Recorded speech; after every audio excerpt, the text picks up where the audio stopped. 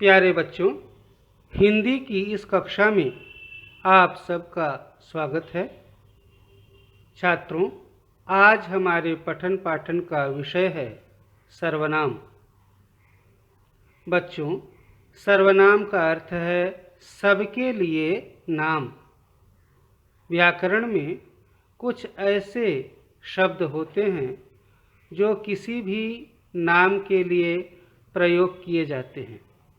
वाक्य में बार बार नाम अथवा संज्ञा का प्रयोग करने से वाक्य उबाऊ तथा अस्पष्ट हो जाते हैं। इसलिए व्याकरण में नाम अर्थात संज्ञा के स्थान पर सर्वनाम का प्रयोग किया जाता है। जैसे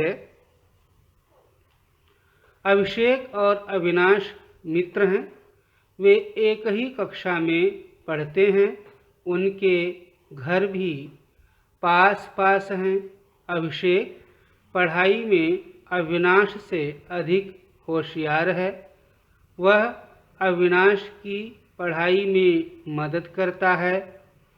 वे अपने माता पिता और शिक्षकों का बहुत आदर करते हैं। वे अपने कार्य स्वयं करते हैं। छात्रों, उपर्युक्त वाक्यों में वे, उनके, वह, वे, अपने, स्वयं आदि शब्द अभिषेक और अविनाश जो कि संज्ञाएं हैं, नाम हैं, उनके स्थान पर प्रयोग किए गए हैं।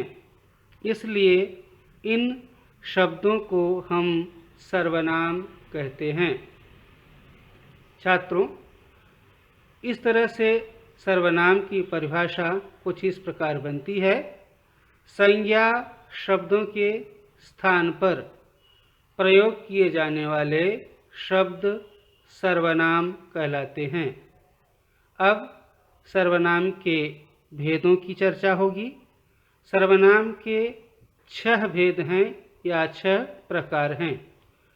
पहला है पुरुषवाचक सर्वनाम, दूसरा निश्चयवाचक सर्वनाम, तीसरा अनिश्चयवाचक सर्वनाम, चौथा प्रश्नवाचक सर्वनाम, पांचवा संबंधवाचक सर्वनाम और छठवां निजवाचक सर्वनाम।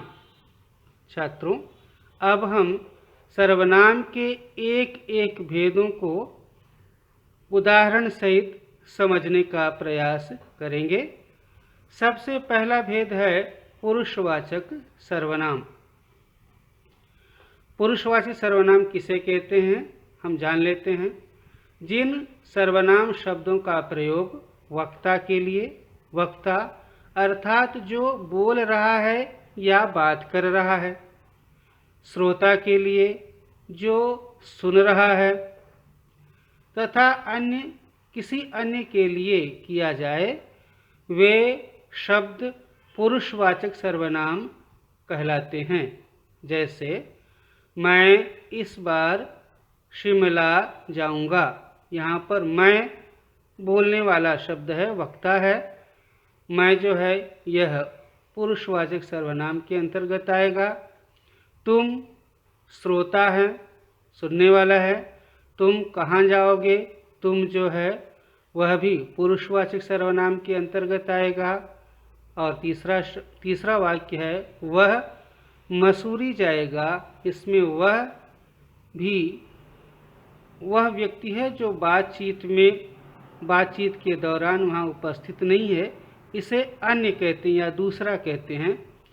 यह भी सर्वनाम के अंतर्गत आएगा।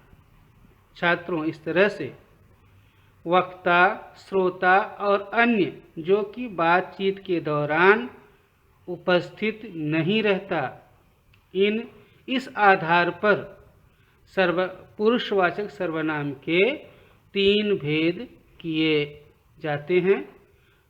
उनमें पहला है उत्तम पुरुषवाचक सर्वनाम, दूसरा है मध्यम पुरुषवाचक सर्वनाम और तीसरा है अन्य पुरुषवाचक सर्वनाम। उत्तम पुरुषवाचक सर्वनाम किसे कहते हैं, वो जानिए। वक्ता अपने लिए जिन सर्वनाम शब्दों का प्रयोग करता है वे उत्तम पुरुषवाचक सर्वनाम कहलाते हैं। जैसे मैं, मेरा, मैंने, हम, हमारा, हमारे। मैं, मेरा, मैंने एक वचन है, हम, हमारा, हमारे ये बहुवचन है। दूसरा है मध्यम पुरुषवाचक सर्वनाम। जिन सर्वनाम शब्दों का प्रयोग सुनने वाले या श्रोताओं के लिए किया जाए वे मध्यम पुरुषवाचक सर्वनाम कहलाते हैं। जैसे तुम, तुम्हारा, तुम्हें, आप, आपका, आपको। पुरुषवाचक सर्वनाम का तीसरा भेद है अन्य पुरुषवाचक सर्वनाम। जिन सर्वनाम शब्दों का प्रयोग किसी अन्य के लिए, अन्य मतलब दूसरे वक्ता और श्रोता के अलावा के लिए किया जाए वे अन्य पुरुषवाचक सर्वनाम कहलाते हैं। जैसे वह, उस, उसका, उसे, वे, उन, उनका, उन्हें आदि। सर्वनाम का दूसरा भेद है निश्चयवाचक सर्वनाम। जिन सर्वनाम शब्दों से किसी निश्चित व्यक्ति, प्राणी, वस्तु या स्थान का बोध हो उन्हें निश्चयवाचक सर्वनाम कहते हैं। जैसे यह मेरा विद्यालय है। यह शब्द विद्यालय की तरफ सूचित करता है कि यही मेरा विद्यालय है। यह जो है निश्चयवाचक सर्वनाम के अंतर्गत आता है। वे मेरे दादाजी हैं। वह सिद्धार्थ की बहन है। तो इन तीनों वाक्यों में यह, वे, वह तीनों शब्द जो हैं वे निश्चयवाचक सर्वनाम के अंतर्गत आते हैं। तीसरा है सर्वनाम का तीसरा प्रकार है अनिश्चयवाचक सर्वनाम। जिन सर्वनाम शब्दों से किसी निश्चित व्यक्ति, प्राणी, वस्तु या स्थान का बोध न हो वे अनिश्चयवाचक सर्वनाम कहलाते हैं। जैसे बाहर कोई आया है। अब कोई कौन है यह बात हमें निश्चित रूप से या स्पष्ट रूप से पता नहीं है। दूसरा है दूध में कुछ गिरा है। जो कुछ गिरा है वह क्या है वह बात हमें स्पष्ट पता नहीं है। इसलिए कोई, कुछ या किसी ने ये तीनों शब्द जो हैं अनिश्चयवाचक सर्वनाम के अंतर्गत आएंगे। सर्वनाम का चौथा प्रकार है प्रश्नवाचक सर्वनाम।